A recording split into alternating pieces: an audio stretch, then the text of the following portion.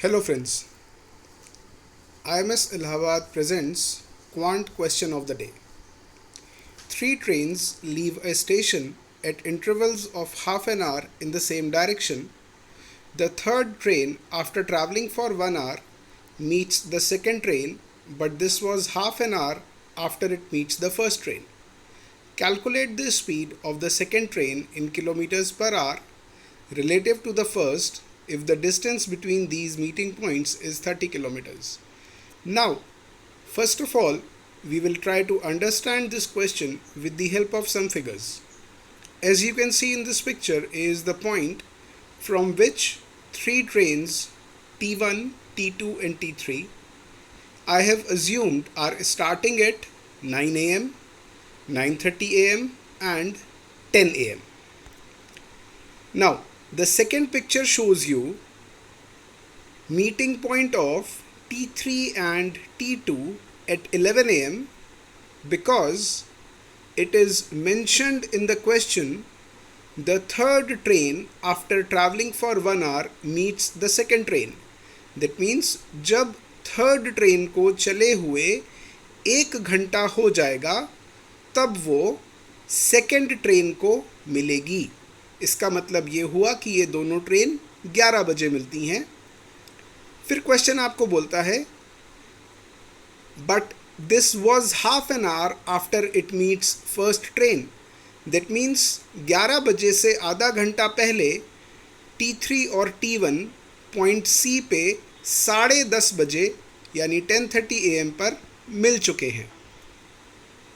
Question की last line आपको बोलती है the distance between these meeting points is 30 kilometres.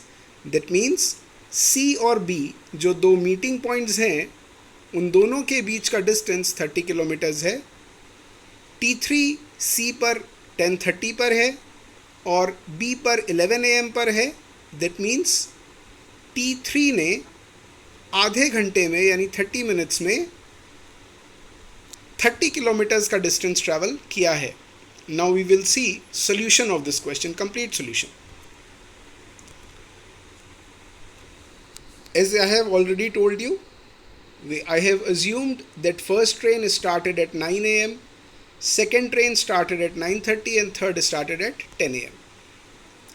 T3 will meet T2 at 11 am, already discussed in the picture. Now, this means distance covered by T3 in 1 hour is same as distance covered by T2 in 1.5 hour.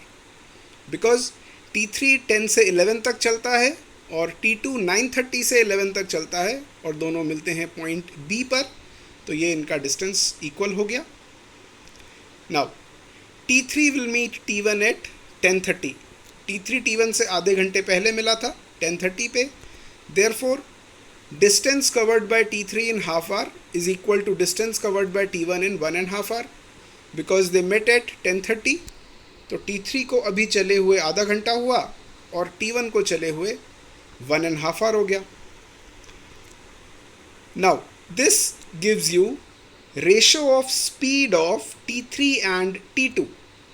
As we all know that if distance is constant, ratio of speed is inversely proportional to ratio of time.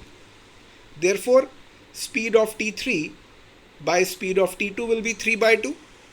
Similarly, speed of T3 by speed of T1 will be 3/1. अब यदि पहले दो ratios को combine करते हैं तो T3, T2 और T1 के स्पीड का रेशो 3:2:1 मुझे मिल जाता है. Now, as the distance between two meeting points is 30 kilometers, so the distance covered by T3 in half an hour is 30 kilometers, as we have already discussed in the picture. So speed of T3 is 60 kilometers. This is so because T3 ने half an hour में 30 kilometres cover किया तो T3 1 our में 60 kilometres cover करेगा. Hence speed is 60 kilometers per hour.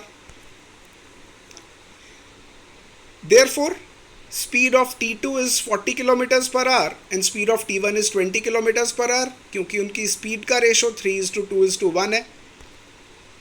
So relative speed of T2 and T1 is 20 kilometers per hour. Hence we finish the question.